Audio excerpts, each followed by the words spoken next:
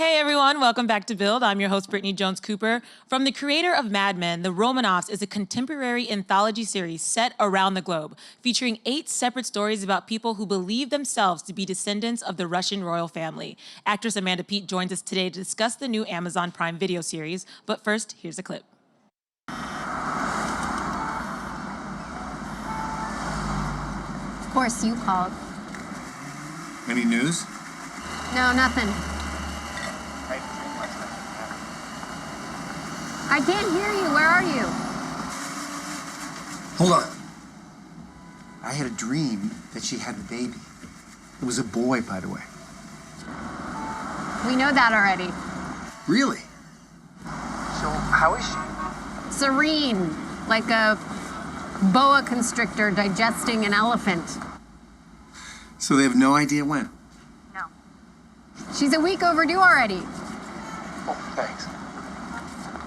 I'm just trying to get an idea of the timeline. Everyone give it up for Amanda Peet. How are you? I'm well. I know, mics are weird. I forgot. How are you? I'm good. Okay, so we're going to do this. Yeah, we're going to use these. Okay. Yeah, or we could just yell at each other. Okay. I'm down for whatever makes you comfortable.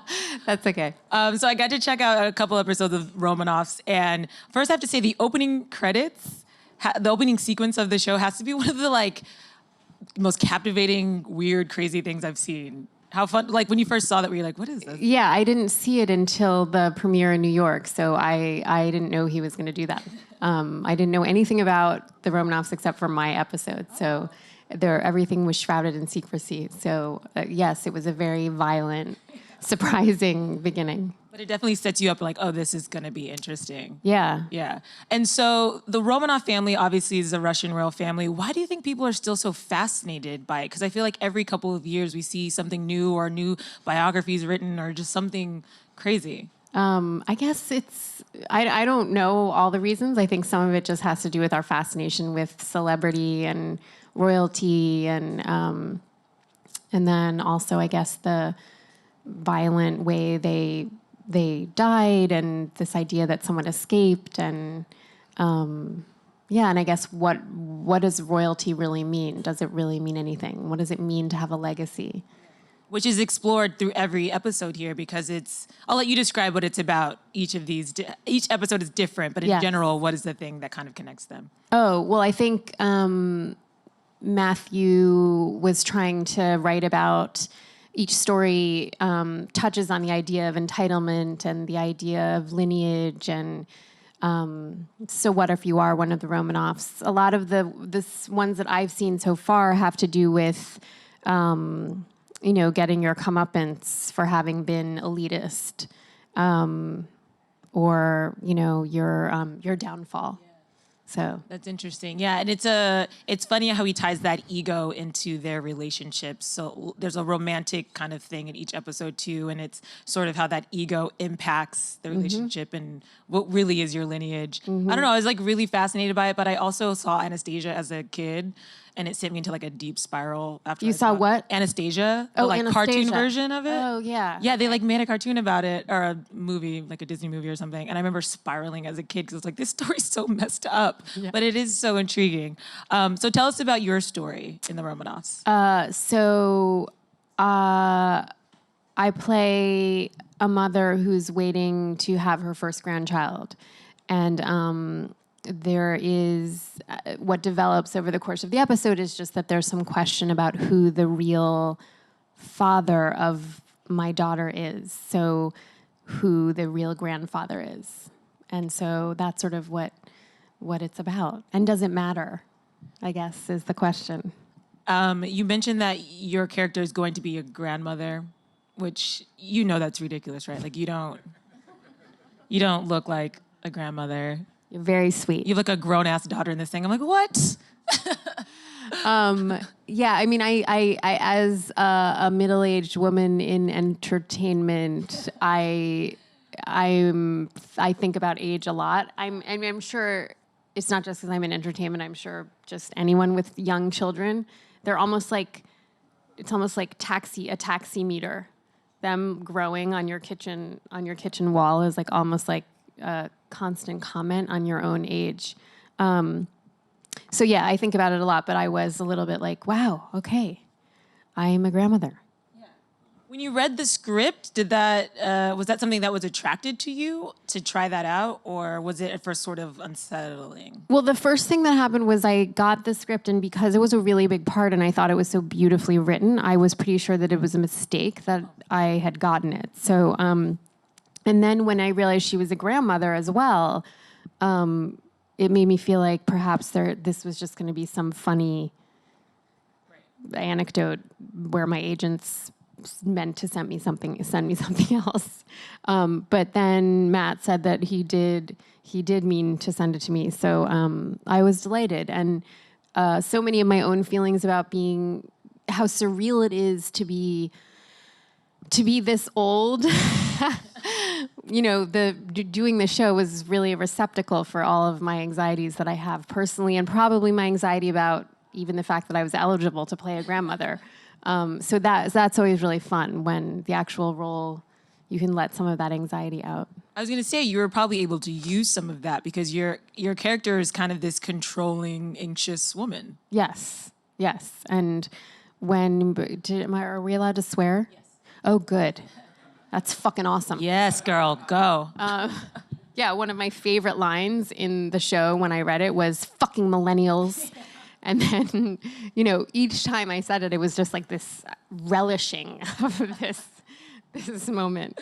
I also love that scene because it made me think to look for outlets in bushes near Flatiron. Yes. I was like, I never thought to do it's informative. that. You changed my life a little bit. I'm so happy. That. I do love, though, that your character is playing a woman who has a daughter who's like a millennial in her early 20s, because the conversations and the dynamic between you two is really interesting as it comes to womanhood.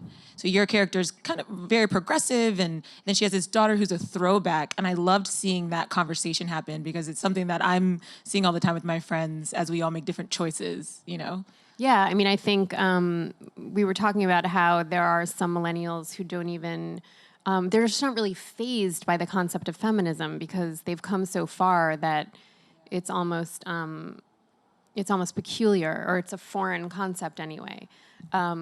So, yeah, I found that part of the relationship pretty profound, and the fact that she's surprisingly intuitive at the end, I feel like is really kind of beautiful. Yeah. Mother-daughter But thing. you're always so complicated, and I don't think anybody is able to write more complex characters than Matthew Weiner. I mean, all of his characters always have all these different dimensions. Your character, Julie, had so many things going on, and this was a day in her life. Yeah, I mean, he's, as Mad Men is evidence as well. He's a spectacular writer for women, and it's really kind of incredible. It really is, yeah. What was it like filming in New York? Because the Romanoffs is filmed all over the world. I think I read, 6 or 7 or 8 different countries. Yours takes place purely in New York City. And I kind of saw it as like a love letter to the city in a way, because you do like a nice little tour. Yeah, I mean, I think that, with Bergdorf's and Carnegie Hall and the Russian Tea Room, I think it's so easy to talk about elitism when using New York as a, although he did it with Paris as well, and I don't know where else. I'm sure everywhere else too, but the way our cities are sort of sectioned off in these class wars. But it's a delight for me. I grew up here, and so when I see the camera trucks and the trailer, in some neighborhood where I walked around being like, actors, oh my God, could it ever happen? Or, when I was like pounding the pavement doing auditions for Tampax commercials, it's very poignant to me now to walk up to a set and actually be hired on that particular production. So cool. And I kind of like to call each of these episodes like a little movie. Yeah. Because they're over an hour long, and there's like the full conclusion at the end, and you get your takeaway. Was that something that attracted you to the to the project? Is that there's a time for it to breathe. It wasn't like a short episode. Yeah, I mean, I think that's his style of writing. I don't think he's, and I think that's one of the things that was so beautiful about Mad Men was it was such a slow burn, between the relationships between the characters and falling in love with them and getting to know them and forgiving them for their, transgressions and foibles. And he takes his time, and it's almost like feels like a little bit like a short story. I think when I read it, I was, over the moon that I would get to play all the whole run the gamut with this woman. So that's why I love that you can't binge watch this really. Like it comes out week by week, and I love that because each episode is so different. And that gets you so excited for the next one, and you have to wait. And I think it's like taking us back to, just being more the olden patient people. days. Yeah, back in my day. Being more patient people and just enjoying the art and like taking time to think about it instead of just like consuming it so quickly. You speak of Mad Men, and John Slattery is in this episode with you. Is there a more charming man on this planet? Yeah. No. Sorry, David, my husband. I mean, he's just so handsome and then so funny. And my favorite line in the whole show is when he takes out the Chinese food and I say, I'm not hungry. And he says, that's okay, we can just look at it. I love it. What did you guys do to work on your chemistry? Or was it just that organic? Because it did feel very natural. Well, I love him. That helps a lot. So, and then if you add like an acting crush to just a kind of your hot crush, then that's, you're really there. Yeah. You're in the ballpark. I can't speak for him, but it felt mutual as a viewer. So in addition to the Romanovs, I know that you've written quite a few plays. Only 2. Okay, well, that's more than me. That is an accomplishment. Thank you. Are you writing any more? What else? What other projects are you? Yeah, I hope so. I'm trying to continue writing, and it's very satisfying to use a different part of yourself after this long. And I wish I had gotten to it earlier, but there you have it. Yeah. What do you do to fight writer's block? Well, there's some contention in my household about whether writer's block really exists, really. You have to come up with a plot. You have to create suspense. You have to create narrative momentum. And if you can't, then you're barking up the wrong tree. So, and you got to write even if it stinks. So Mark Duplass calls it the diarrhea draft. That's when you just write even though it's gonna suck. So that's really the biggest lesson I feel like I've learned is let yourself do the diarrhea draft. And then, the rest is rewriting, the rest is editing. Henry Moore, the sculptor who you start with a big wad of clay and then slowly things start to appear. Shave a little here, shave a little there. Or as my husband likes to do, like you whack the whole, he'll be like, yeah, that's 100 pages of that she's in the garbage and 1 page was good. That seems to be working for him though. I don't know. He's a very good editor. Yes. As well as, So you mentioned your husband. He's one of the co-creators and showrunners of Game of Thrones. I'm not going to put you on the spot. I've seen you been put on the spot a lot. I'm not going to do that to you. Okay, thank you. I do have a question I've been curious about, though, kind of related, is that obviously Game of Thrones is a huge Halloween costume, and you have 3 kids. So I wonder, are they interested in that at all? Because they would have the best costumes. They think David and Game of Thrones are embarrassing. Pretty much, and everything I do is pretty much embarrassing, including just the school run. Just my existence is embarrassing. So, they don't know Game of Thrones. So our shows are Rick and Morty and Adventure Time. So David is going to be Pickle Rick. I can tell some of you know about Rick and Morty. David's basically going to be like a huge green penis with a face. And then I'm supposed to be Lumpy Space Princess from Adventure Time, and Molly's going to be Marceline, and I don't know if we've gotten that far beyond that. But yeah, we were fighting over which Adventure Time characters we wanted to be. So then David just decided to take one for the team and do Pickle Rick. So we're like a scary family coming down the street tomorrow night, like a bizarre, yeah. Rick and Morty is like a thing, though. There was like a pop-up bar dedicated to them. What? Yes. Where was I? I think it was in New York. What? I can look. I'll send you a little Google email or something. Yeah. It was a thing, and you could go in and like there was like 2 different entrances, and there was like a secret password, and all the drinks were Rick and Morty inspired. You don't understand. You're that big of a fan? I'm like a pretty psycho fan. Oh. And my husband and my family, it's crazy. Okay, We're like crazy this people. is a real thing. Okay. Unless I made it up. We but must have been. I don't know why we weren't informed. I'll make sure that you know the details on the pop-up bar. Okay, or thank if you. it's going to come back. Thank you. Because I can see in your eyes that you are so serious. I'm pretty serious. I really, really love it when we have a Rick and Morty. You know, like sometimes we don't have one, and it's really not good for our marriage. You know what I mean? Like when we go to bed, it's, do we have a Rick and Morty? It's like it's a big issue. It is funny how TV can bond. You're like, this is what we do. If we don't have this, how do we go to sleep? How do we sleep? How do we get to the end of this evening? That's me in reruns of 30 Rock. I'm like, I need the 20 minutes or else I don't know what else to do. I get it. I got you.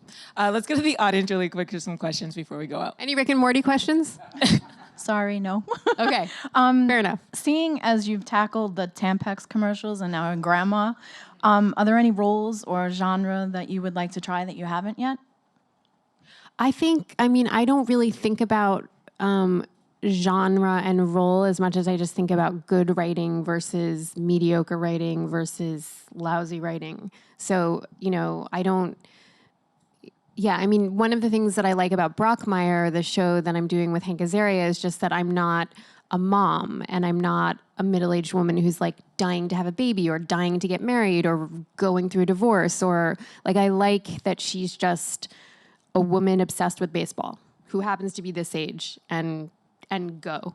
So, I'd be lying if I said I didn't care at all, but the writing is the thing, so if I were going to play a mom, I would do a whole thing about a mom as I did for Matthew Weiner.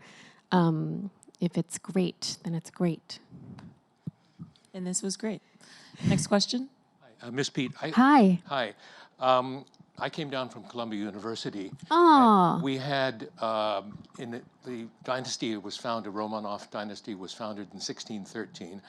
In 2013, we had the 400th anniversary. And the real descendants of the royal family came, including the direct descendant of Peter the Great. My question to you is... Came to Columbia? Yes, he lives in New York. Oh, okay. Where the Russian cathedral is on the Okay. other side.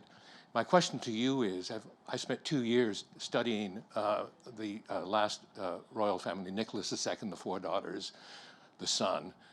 Is there any question you have? Are you a professor? No, actually, I'm studying film at Columbia. I'm a stage Oh. producer. I've been studying film at Columbia Oh, okay. in recent years. Do you have any question about the royal family, their history, their disappearance, their murder, the recovery of their bones, and the identification of those bones? Yes. exact? Tell me about the recovery of the bones. Well, they were murdered in Siberia, in Ekaterinburg, which means Catherine in Russian, in 1918. They were taken into a forest where the bodies were dismembered. They were thrown down various mine shafts and abandoned. And then they were moved when it was a very sloppy job.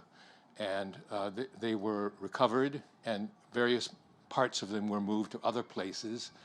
And then, that's a long story, but finally in around about 1991, Anastasia was said to be the missing daughter. She's the 4th daughter, but in fact it's not Anastasia, it's her elder sister who's 18 months older, called Marie. She's the one who was missing.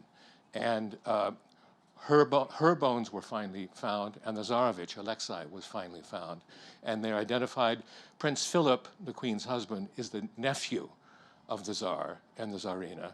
And so Wait, Prince Philip who? Prince Philip, Queen Elizabeth's husband, Is the is nephew? the nephew of the Tsar and the Tsarina. Yes, I think I did know that actually. And I so saw that in The Crown. yeah. they took his DNA, and matched it with the last recovered bones from Siberia and identified Marie and Alexei.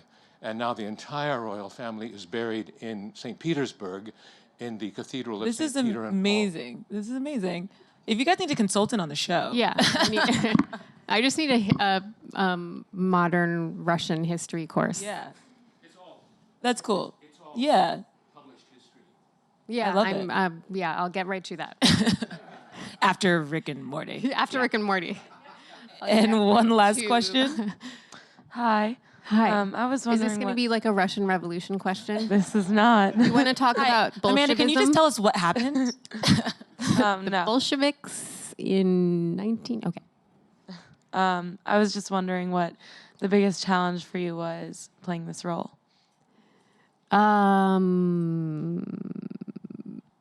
I think just it's always a general sort of feeling of like you suck. You can't do this and you're not good enough. And that's the same with writing. And I'm sure a lot of people feel that way. So it's sort of getting over those voices and just going.